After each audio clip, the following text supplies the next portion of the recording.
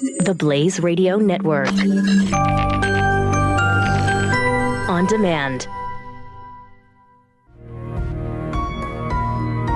Love, courage, truth. Glenn Beck.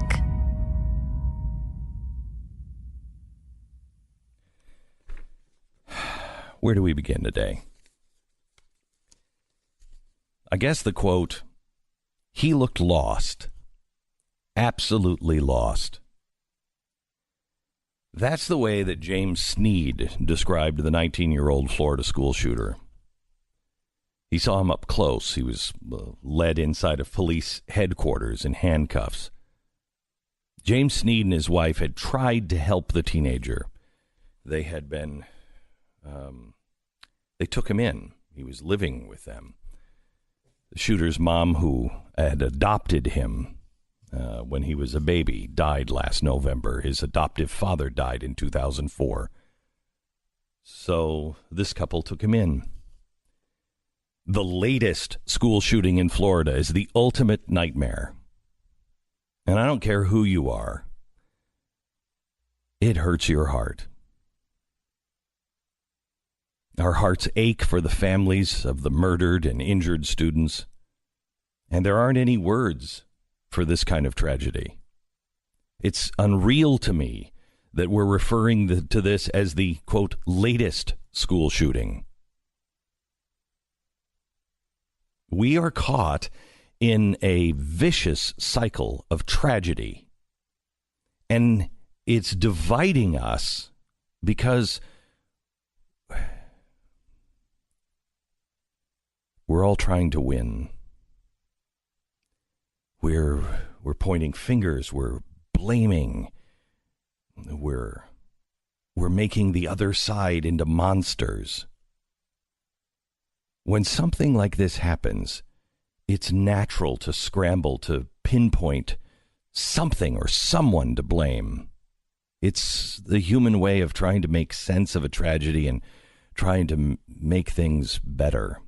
It's the gun. It's the person. It's the FBI. It's the social services. It's the school district.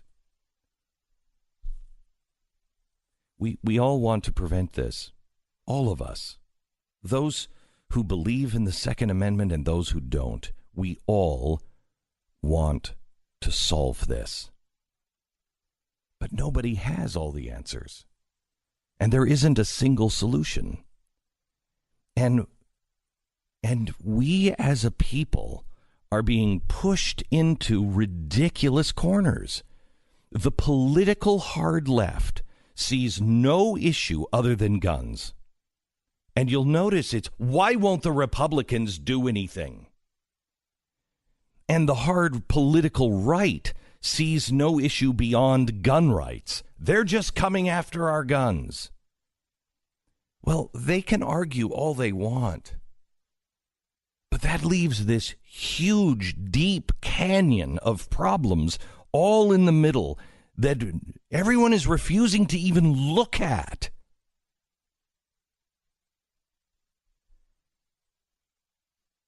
We're sick as a society. A kid could have walked in the 1960s into any gun store and bought any gun and all the ammunition he wanted at any time, and no questions asked. We didn't have shooters. There were more guns per capita 150 years ago than there are now. We didn't have people going in and doing this. Why? What is happening to us? It is clearly not the gun. There is something deeply wrong and ill in our society. Have you heard anybody talk about this one fact? The Florida shooter had something else in common with almost every other single mass murderer in recent years. He grew up without a father. Why aren't we talking about that? The data is so clear about the links between fatherless children and violence and suicide and dropping out of school and drug and alcohol abuse. Of the deadliest mass shootings in the last 15 years, 9 of them were committed by males under 30 years old. 7 of those 9 came from fatherless homes. Now, this isn't to drum up sympathy. Oh, we're trying to make... No, we're not. We're trying to understand it. And obviously, not everybody who grew up without a father has their life ruined, becomes a criminal, becomes a murderer. But America has an epidemic of fatherless homes, and we are only getting worse. We are now saying that every single choice is acceptable when we don't know if that is true. We're conducting a grand experiment on the human race, and we have no idea. Do you know what really the effects are of your kids on social media? No, we can guess. I can tell you this. The leaders of Silicon Valley, they don't have their kids on Facebook. They don't have their kids on Instagram. What do they know that we don't? We don't know what that effect will be in 20, 30 years. It may be nothing. How about video games? How about violent movies? Do you know that that you can say all you want, my kids know? Well, they don't. Until they're 24, they don't. The brain is different in children. Do you also know that even your brain, it doesn't separate fact from fiction? You can look at that and go, well, that was a movie. But your brain processes the trauma as exactly the same thing as if you would have seen it firsthand. How many murders have we all seen? How many violent murders have we all seen? Have we even noticed that heads pop on the screen now? That people take headshots and they pop and you see the gore? Where were the people that used to say all the time, well, I don't want to see all the gore? That's in everything now.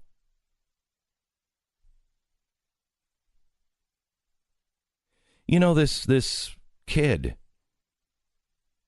he shot 2 people in the head. Headshots are pretty difficult. Not only are they difficult in skill level, headshots are also really difficult emotionally. It took us over 100 years to get people to do headshots on the first time shooting a human being.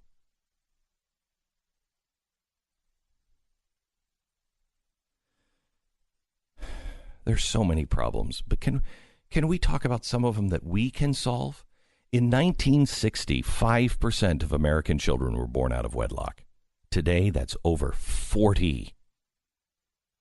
40! And it's not getting better because marriage means nothing to people. Why does it mean nothing? I hear the lecture my grandmother gave me. Do you think your grandfather and I loved each other all those years? Well, yeah, Grandma, I kind of did. No, marriage is hard. Sometimes we chose just to stick it out because we were married and it meant something.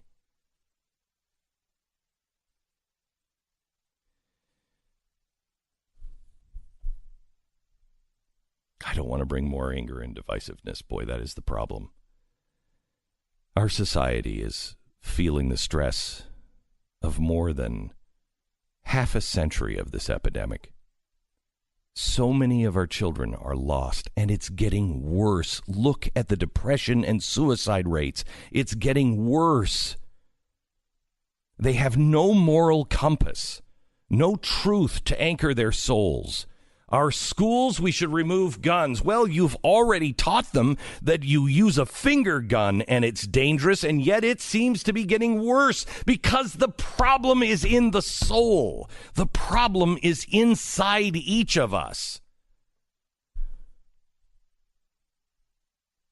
How many of our kids are growing up without an identity?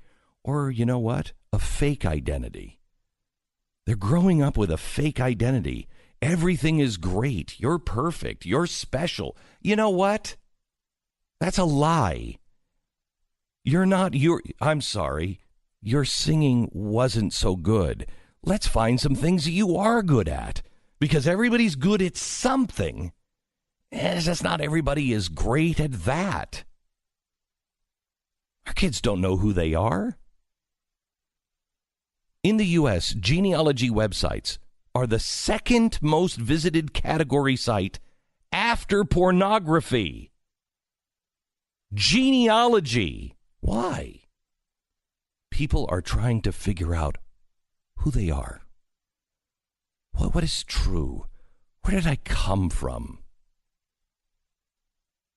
Having a father isn't a guarantee of anything. It's not a cure-all. We make our own choices. We're responsible for our own choices. And there are plenty of abusive or fathers that are in the home but are completely absent. Trying to be a good dad seems like a niche thing these days. Trying to be a good man, I don't even know what that means. How do we expect a teenage boy to understand what a man is when you can't even talk about it? Try to understand what is a man? Tell me, what is a man? What is a good man? Is a good man a guy who picks up the recent Sports Illustrated bikini issue that doesn't have them in bikinis at all, but has, no more hashtag bullcrap written all over their bodies, so we can teach our kids not to objectify women through the objectification of women? Oh, my gosh. How do you expect a young man to grow up? How do you expect them to know what's right and what's wrong, what's up and what's down? Our society is running the narrative right now that men are bad, that we don't place cultural value on masculine influence. We think we've evolved beyond the need for fathers. We don't need them anymore because they've done too much damage, you know.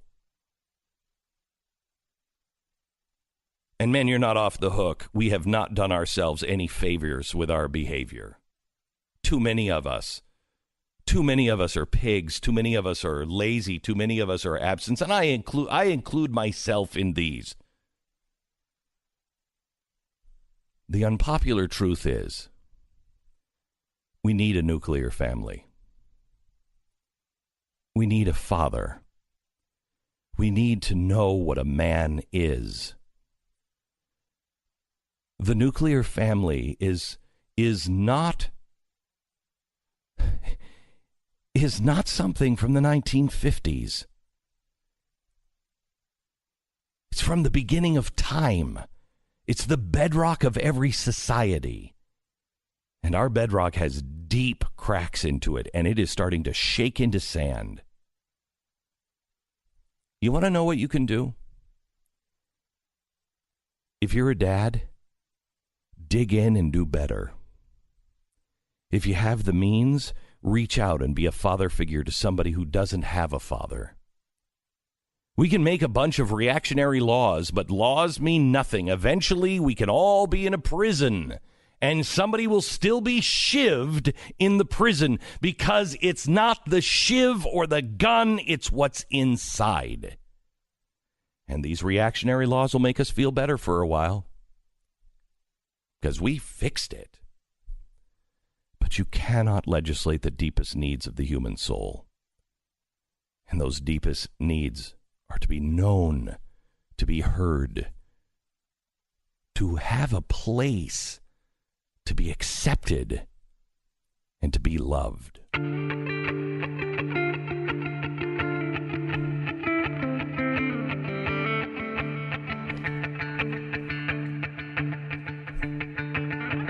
It's Monday, February 19th. This is the Glenn Beck Program. Wow, I'm sorry. I had about literally 2 minutes of notes. I didn't realize that I just spent 15 minutes on that. Well, you had a lot, 3 days of being sick. You had a lot to say, apparently. And I have so much more to say on that. But I'm going to have to take a quick break, and then we'll come back. I have a ton to say today.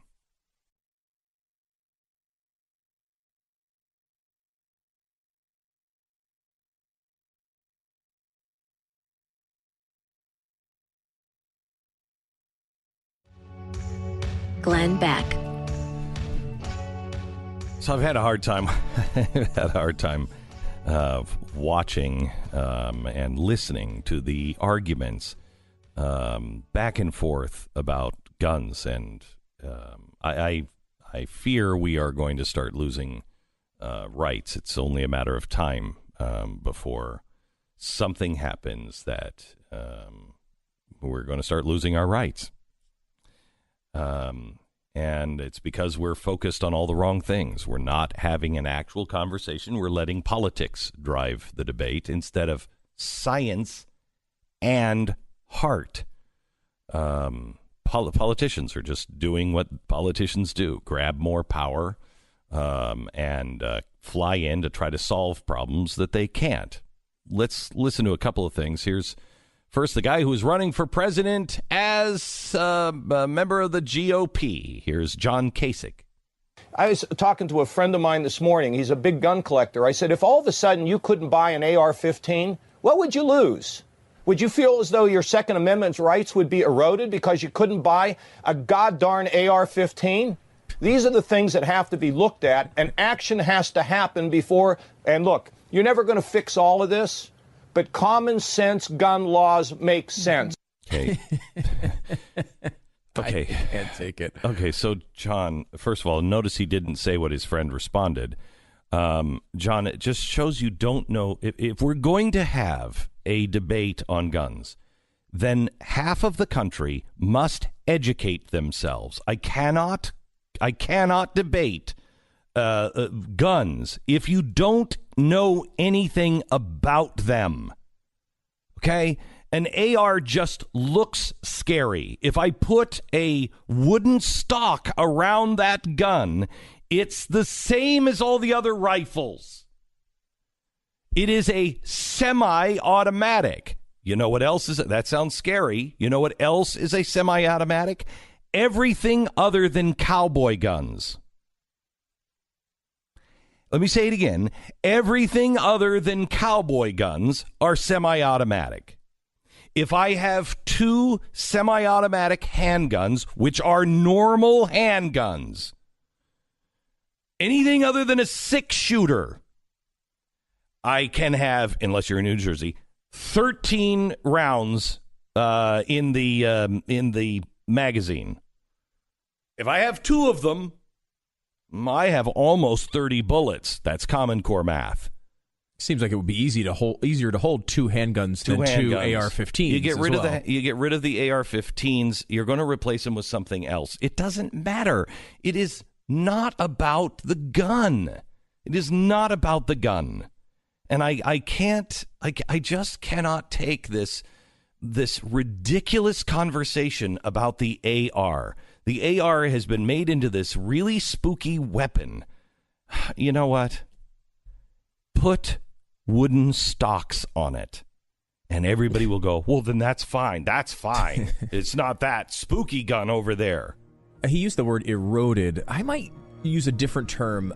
Infringe upon might be something. Wow. I don't know why I would use that word exactly, but it's an important word. Glenn Beck, Mercury.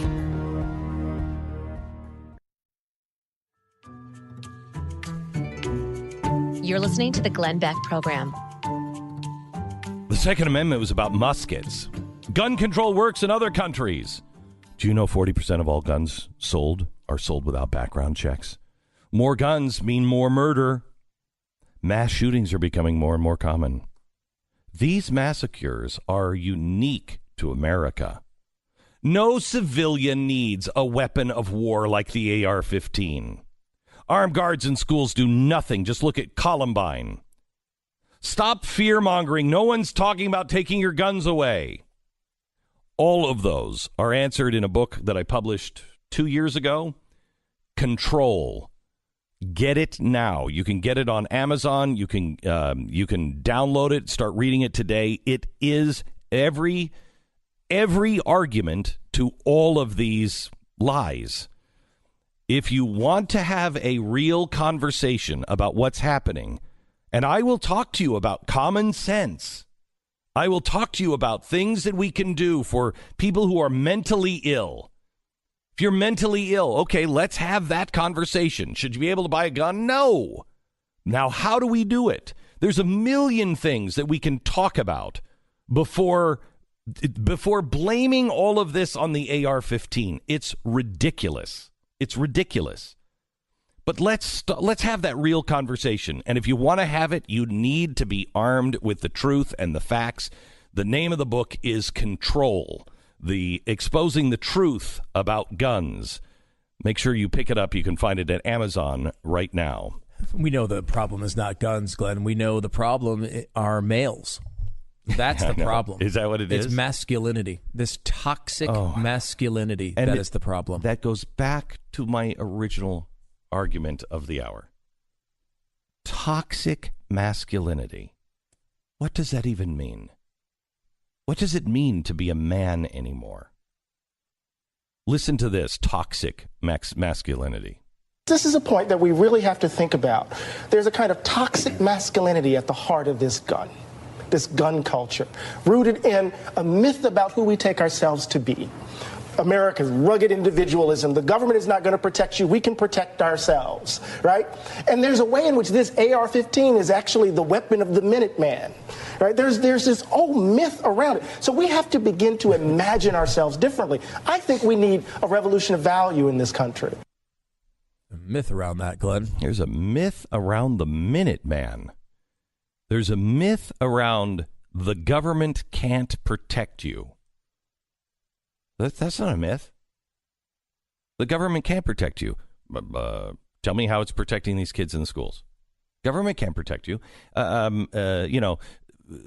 Stu, there hasn't been any shootings at all with a automatic weapon, any mass shooting since the 1920s. Yeah, and that proves that gun laws can work. It does? Yeah, it does. Because what's happening here is they ban the automatic weapons, and now you're seeing these mass shootings, but you're not seeing them without these automatic weapons anymore. None of them are happening with automatic weapons, and that proves that gun laws can work. But wait, the mass shootings are happening.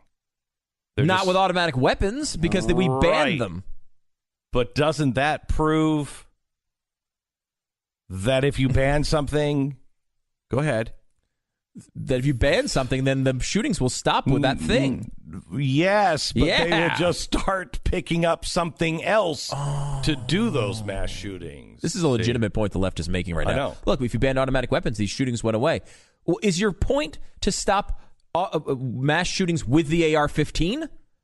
Because maybe you would, I guess. I mean, there's 10 million of them out there. But maybe you would cut back on mass shootings with AR-15s. You just increase them with handguns or shotguns or whatever other weapon of choice. Whatever thing you didn't ban or whatever was already out there, that's how the mass shootings would occur. Why didn't we ban planes? Why didn't we ban planes 20 years ago? Why didn't we do that? Because it's not the plane. It's not the plane. It's the person in control of the plane. That's why. That's why. And it's sort of a cultural thing, too, right? Mass shootings are more common here than in other countries, though per capita, those numbers are blown way out of proportion. But it's like if you look at here, we mentioned in the break about how assassinations were a big thing in the 60s and 70s, right? Here. And we took steps and we were able to do things to slow them down. But also they lost their sort of cultural zeitgeist, right? They were not the thing. Now, mass shootings are the thing here, but they're not the thing everywhere else. You know, suicide has been a cultural thing in Japan forever. It's why their suicide rate, despite the fact they have no guns at all, is higher than ours, right?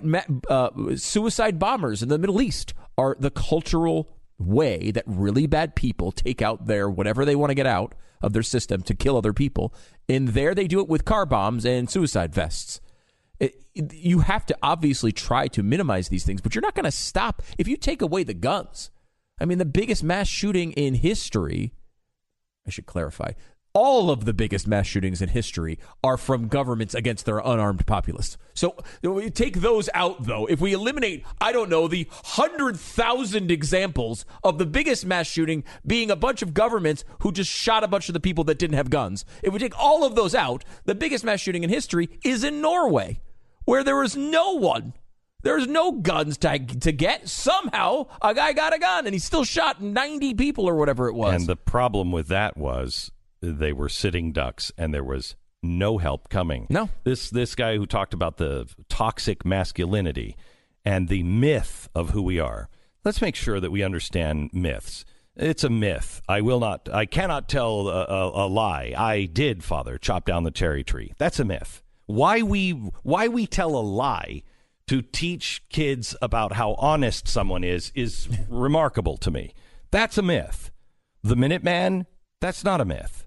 The idea that we are rugged individualists that don't wait for the government, that's who we are. Now, that's not who everybody else is, but that's who we are. At least that's who we were. Progressives have been trying to change that forever. Now, we can have that conversation, but let's have it honestly. That is who we always have been up until probably the last 50 years, when it's really started to grind. Half of the country still wants to be that. The other half doesn't. Well, we have to have that conversation. It's not a myth. The other thing was that he said was, this myth that the government can't save you. Let me play another. This is the chief of police, I think, from Broward County. Polk County. In Florida. Listen to this. There's no absolutes in life, but I can tell you this. At least 2 coaches were killed standing in front of and trying to protect kids. Don't you believe it would be a game changer if they had a gun to defend the children? I do. Here's the basic math. The average shooter is finished with his evil deed in 2 to 5 minutes. We study these things. In fact, in Broward County, it was 3 minutes. The average police response is plus 5 minutes. When 911's call, the shooter is on the campus wreaking havoc. That's too late. We have got to wake up. The first responder, that term, first responders, that's from Jimmy Carter. America, you have to understand, you are the first response. Do you know one of the things that we can do to stop these shooters? And this is not a solution. This is a temporary Band-Aid. The solution is, let's look inside of our culture and find out what is rotting us to the core. What is causing children to want to kill children? There's something really wrong here, and it's not the gun. There's something really wrong here. Okay. Here's what you do. You tell all of the school children, and you run drills. You tell all of the school children, if somebody comes into the classroom with a gun, everybody, no matter what you have, your book bag, your books, your pencils, your pens, whatever you have, you immediately throw it, all of you, as a class. You all throw everything you have at it. And whoever is closest, those 4 people, whoever closest, get him. Now, that will take most of the shooting down to maybe 1 or 2 killed. Well, we don't want to do that because we're not going to tell, what if it was your kid that was told, get him? Well, he's the first responder. He's running to protect his life. Didn't we hold those people up on the plane that crashed in Pennsylvania? Didn't we hold those guys up who said, get him? We did. They were the first responder. There was no help coming. No. Stay in your seat. Wait until we get on the ground. You're not going to get on the ground. The person who's walking into that room is planning on killing as many as he can. Get him. Instead, we teach our kids to hide and wait for 5+ minutes. They are done with their shooting between 2 and 4 minutes. So there is no first response there. You either put armed people in the schools or you teach the kids to stand up and defend themselves because the police cannot make it in time. Because they're not the first responders. They're the second responders. You are the first. Do you know how many kids we have lost in fires in schools? Mass school fires? And since the 1950s? I don't think any. We have fire drills all the time. How many of us have mass shooter drills? That's much more dangerous right now than fires. How many have mass shooter drills? And are the drills doing exactly the same thing in their minds that, let's be honest, if you're my age, when we had a nuclear drill, that we had a missile launch, does anybody remember these? It was crawl under your desk. Now, I remember those were big, heavy steel, American-made steel desks when steel was steel. I remember how heavy those things were. But even in the second grade, I remember thinking, this isn't going to help. Don't look at the flash. We're going to burn to death. What the hell is that? Crawl under my desk. You don't think our kids are thinking the same thing? Let's give our kids a chance. Let's stop with the myth that the police are the first responders, because they're not. Let's stop with the myth that this is because of guns, because it's not. Are there some common sense things we can do to make sure that disturbed people do not have guns? Yes. Let's have that conversation. But that should not be the end of the conversation. I don't even think that should be the beginning of the conversation. The beginning of the conversation is, what's happening to us? What's happening to our children? That's the beginning of this conversation. Notice nobody's willing to start there?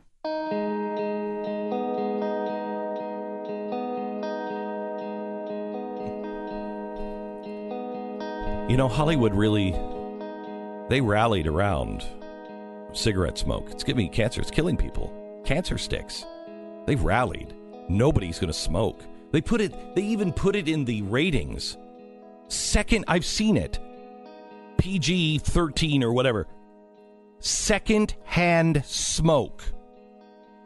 Okay, it's in the ratings now. But when they wanted to stop America from smoking, they stopped glamorizing it. They stopped putting it in all of the movies. Hollywood, if you're so serious, stop all movies that glorify guns. Only use guns in war movies. Let only the good guys, the police, have guns, but don't glorify it. Don't glorify the shooting of people. You won't do it. And you know why? Because you'll lose too much money. Hypocrites. Love, courage, truth. Glenn Beck. I want you to put yourself in his situation for a second. The traffic was unbearable. He had heard the news. He felt, as a dad, it's going to take forever before I could get to the high school. Police cars and police officers dotted every foot of the asphalt. He rolled down the window and he held out a picture of his daughter, Meadow, on his phone to the passing officers. Have you seen her? This moment of this dad holding up a photo of his daughter was captured and posted on social media. I think most people saw a father barely hanging on to the last bit of hope that he had that his daughter had survived the shooting. Some only saw his Trump 2020 t-shirt. The reactions were instant. I don't feel sorry for him. And F Trump. Maybe he should have thought twice before voting for #terrorist Trump. Andrew eventually found Meadow. It was every parent's worst nightmare. She was one of the victims of the shooting. And yet the comments continued to pour in. He's pro-Trump, which means he supports the guy who's responsible for the death of his child.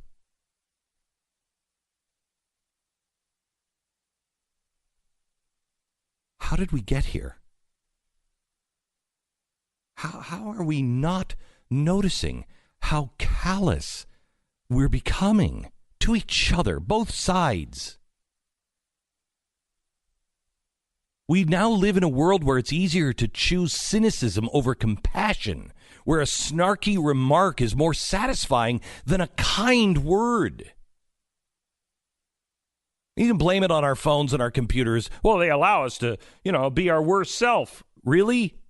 The computer does that. Or are we doing that? Both sides use the screen as a shield, and we hurl grenades at our perceived enemies.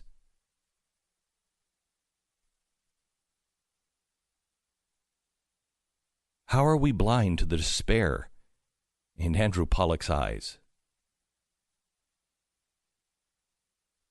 How are we blind to the despair in anyone who is suffering in this country? Left, right, in the middle, it doesn't matter. How is it we're only seeing labels or T-shirts?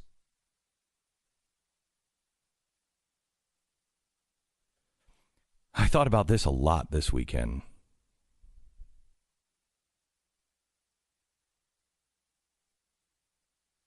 I'm going to say some pretty unpopular things, and I want you to listen and stew on it today.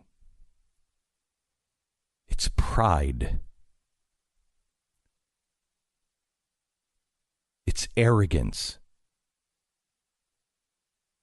We are so arrogant. We are so proud that our side has the answer. We're too proud to see past our insignificant differences with each other. It's pride. It's otherness. If we can't get past our political opinions, how are we ever going to get past the big stuff? We have become so proud that we have the answer and that our answer will alter the very fabric of humanity.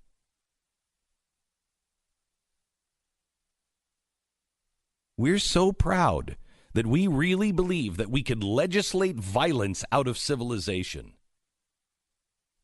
Violence is a consequence of the gift of free will.